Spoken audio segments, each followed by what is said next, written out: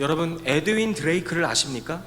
Everyone, do you know who Edwin Drake is? 이 사람은 세계 최초로 땅 속에 석유가 있다는 사실을 증명한 사람입니다. He was the first person to prove that there was oil underneath the ground. 1850년대까지만 해도 사람들은 땅 속에 석유가 묻혀 있다는 사실을 믿지 않았습니다. Up until the 1850s, people did not believe that there was oil underneath. 그리고 밤이 되면 고래 기름으로 등불을 사용했는데 정말 가격이 비쌌습니다.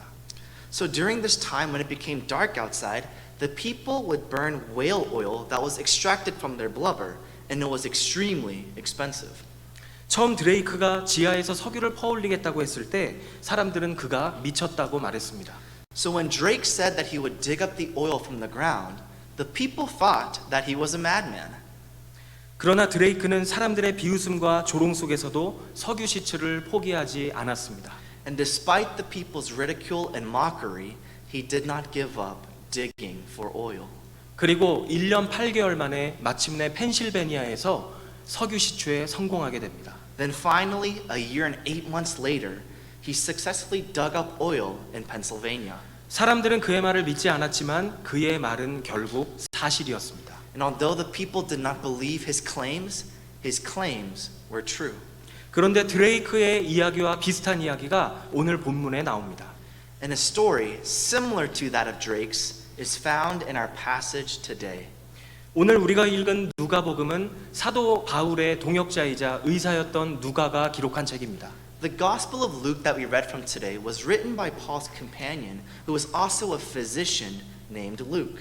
그리고 오늘 본문인 누가복음 24장은 예수님이 부활하신 이후에 일어나는 사건을 기록하고 있습니다. And our passage today of Luke chapter 24 is a record of the resurrection of Jesus. 오늘 본문을 통해서 누가가 강조하고 있는 부활의 메시지를 살펴보기 원합니다. And through this passage, I want us to examine the message of the resurrection that Luke is telling us today. 오늘 함께 나눌 내용은 이것입니다. The thing that I will share with you today is this. 누가가 강조하고자 했던 부활의 메시지는 무엇일까요? What message is Luke trying to emphasize with us through the resurrection? 부활은 역사적인 사실이라는 것입니다. The first is that the resurrection is a historical fact. 이 세상에 있는 대부분의 종교는 경전을 가지고 있습니다. Most world religions have some kind of religious text or scripture.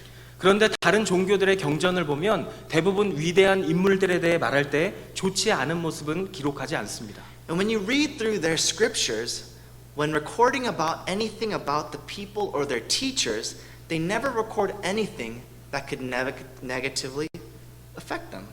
대부분 그 종교에 도움이 될 만한 내용만을 골라서 기록합니다. Most of them tend to only pick and choose the things that would strengthen their religious beliefs. 그런데 성경은 위대한 인물들의 실수, 지도자들의 실수까지도 기록하고 있습니다.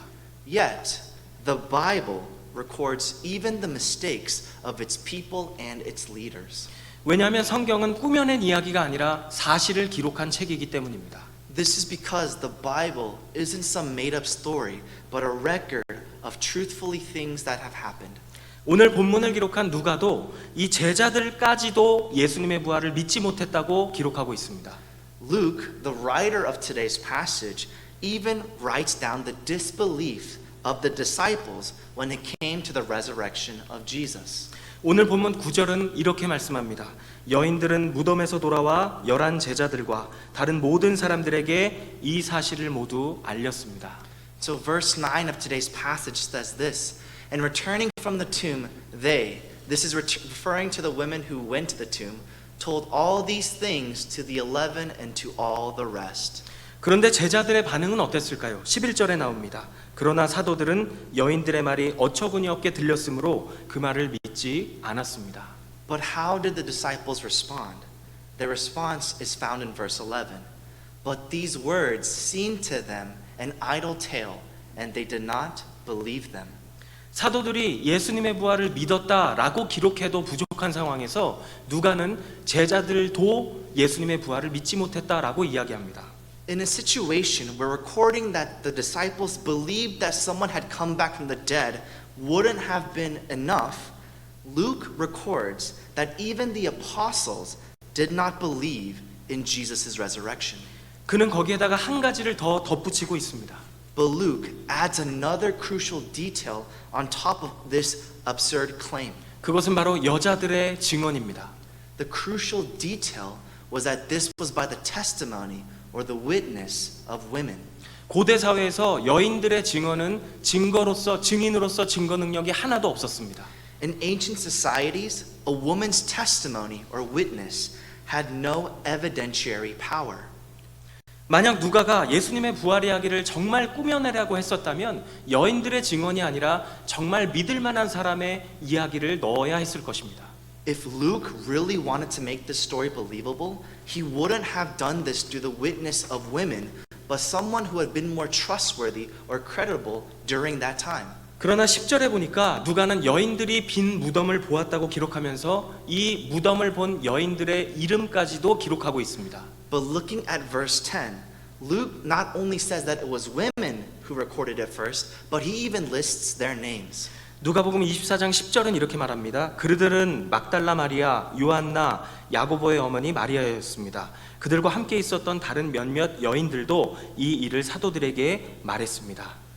Here are the names of the women.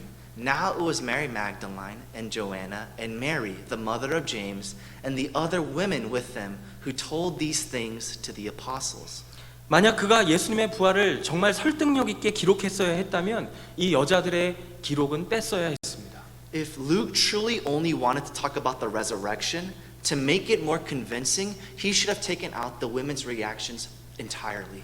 그러나 누가는 사람들이 믿든 믿지 않든 사실 그대로를 기록했습니다. But Luke, regardless of who believed in his gospel account, wanted to record everything that happened truthfully. 여러분, 성경은 꾸며낸 책이 아니라 사실을 기록한 책입니다. Everyone, I reiterate this point, but the Bible isn't some made-up story, but a book that recorded things that actually happened. 누가는 예수님의 부활이 역사적인 사실이라고 우리에게 이야기하고 있습니다. Luke is telling the reader that Jesus' resurrection is a historical fact. 두 번째로 누가가 강조하고자 했던 부활의 메시지는 무엇이었을까요? What is the second thing that Luke is trying to emphasize with us through the resurrection? 그것은 바로 부활은 예수님의 말씀이 이루어진 사건이었다는 것입니다. It's that the resurrection is the event where Jesus' words were fulfilled. 유대인들은 사람이 죽으면 무덤에 넣어서 시체가 썩을 때까지, 완전히 썩을 때까지 기다렸습니다. When someone died, the Jews would place their body inside a tomb and wait for their body to decay. 그리고 뼈만 남으면 그 뼈들을 모아서 상자 안에 넣어 무덤 안에 그대로 보관했습니다. And when just the bones remained, they would take up the bones, place them in a box, and keep it in the tomb. 그런데 시체가 썩으면서 냄새가 진동을 하기 때문에 보통 장례를 할 때 향기 나는 기름을 시체에 붓는 그런 풍습이 있었습니다. But because the smell of a decomposing body is so terrible, whenever they held a funeral, they would embalm the body with a mixture of spices and oil. 오늘 본문 1절부터 3절 말씀에 보니까 여인들은 예수님의 시체에 향유를 바르러 무덤에 갔다고 말씀합니다. And so looking at verses 1 through 3 of today's passage, the women were on their way to the tomb to embalm the body of Jesus. 그런데 도착해 보니까 무덤을 막고 있었던 돌은 치워져 있었고 예수님의 시체는 없었습니다. But after arriving at the tomb, the rock that was blocking the entrance was rolled away, and the body of Jesus was nowhere to be found. 여인들이 당황하고 있을 때 빛나는 옷을 입은 두 사람이 와서 이야기합니다. The women who are perplexed by this situation are then approached by two men in dazzling apparel. 우리 5절에서 8절 말씀을 같이 읽겠습니다. 여인들은 너무 무서워 얼굴을 땅에 대고 엎드렸습니다. 그러자 그 사람들이 말했습니다. 살아계신 분을 왜 죽은 사람들 사이에서 찾고 있느냐? 그분은 여기 계시지 않고 살아나셨다. 예수께서 갈릴리에서 너희와 함께 계실 때 하신 말씀을 기억해 보라. 인자가 마땅히 죄인의 손에 넘겨져 십자가에 못 박히고 3일째 되는 날에 다시 살아나야 한다라고 하시지 않았느냐? 여인들은 예수의 말씀을 기억했습니다. Let's read verses 5 through 8 together in English. And as they were frightened and bowed their faces to the ground, the men said to them, "Why do you seek the living among the dead? He is not here, but has risen. Remember how he told you, while he was still in Galilee, that the Son of Man must be delivered into the hands of sinful men and be crucified, and on the third day rise." And they remembered his words. 여인들은 이 두 사람의 말을 들으면서 예수님이 죽기 전에 하셨던 말씀을 떠올렸습니다. The women, after hearing these men's words, remembered what Jesus had said to them before he died. 예수님께서 약속대로 이 땅에 오셨고 약속대로 우리를 위해 죽으셨고 약속대로 부활하셨다는 사실을 알게 된 것입니다. They came to realize that Jesus came down to this world as promised, that he died for us as promised, and that he resurrected from the dead as promised. 예수님은 부활을 통해서 예수님의 말씀이 반드시 이루어진다는 것을 보여주셨습니다. And through his resurrection, Jesus shows us that his words always come to pass. 예수님은 이 땅에 계실 때 가시는 곳마다 자신이 왜 이 땅에 오셨는지를 말씀하셨습니다. And whenever Jesus walked the earth, wherever he went, he would always tell them why he came. 바로 죄인인 우리를 구원해 주시기 위해서 오신 것입니다. He came to this world to save us who are sinners. 예수님은 말씀하셨습니다. 하나님께서 세상을 이처럼 사랑하셔서 독생자를 주셨으니 이는 그를 믿는 사람마다 멸망하지 않고 영생을 얻게 하려는 것이다. Jesus says this, "For God so loved the world that he gave his only Son, that whoever believes in him should not perish, but have eternal life." 예수님은 이 땅에서의 죽음이 끝이 아니며 이미 죽은 사람도 최후의 심판을 받기 위해 다시 부활하는 날이 올 것이라고 말씀하셨습니다. Jesus is saying that death here on earth is not the end. He said that even those who have already died will eventually be resurrected to face judgment. 요한복음 5장 29절은 말씀합니다. 선한 일을 행한 사람들은 부활의 생명을 얻고 악한 일을 행한 사람들은 부활의 심판을 받을 것이다. This is what it says in John chapter 5 verse 29. "And come out, those who have done good to the resurrection of life, and those who have done evil to the resurrection of judgment." 그러면서 이렇게 말씀하셨습니다. 나는 부활이요 생명이니 나를 믿는 사람은 죽어도 살겠고 살아서 나를 믿는 사람은 영원히 죽지 아니할 것이다. 내가 이것을 믿느냐? He also says this, "Whoever believes in me, though he die, yet shall he live. And everyone who lives and believes in me shall never die." Do you believe this?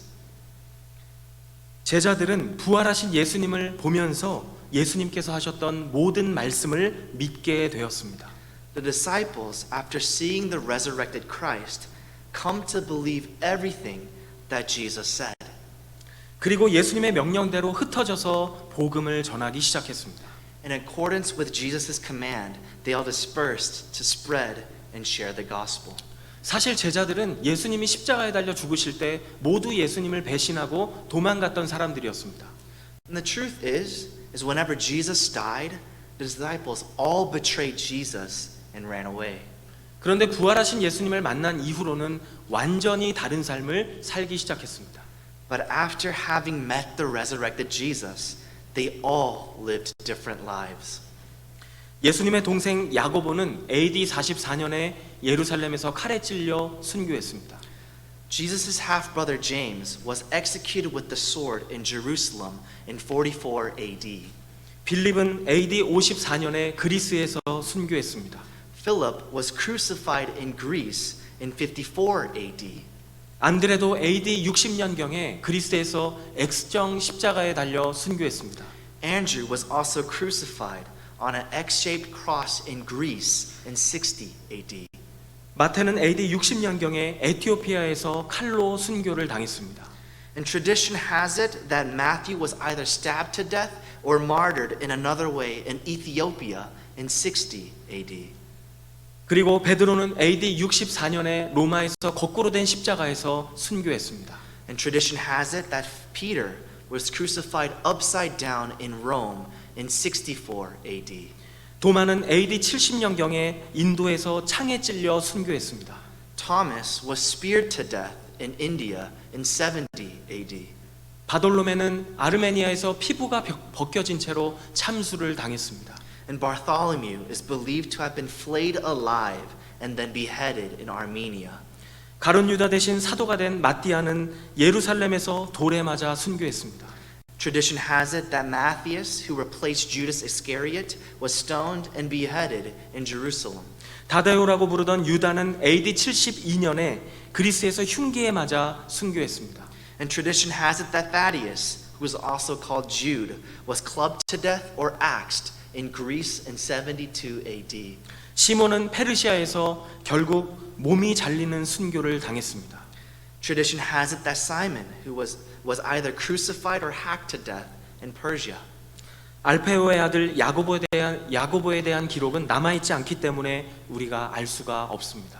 And for James, the son of Alphaeus, because there's no record of him, we don't know what happened to him.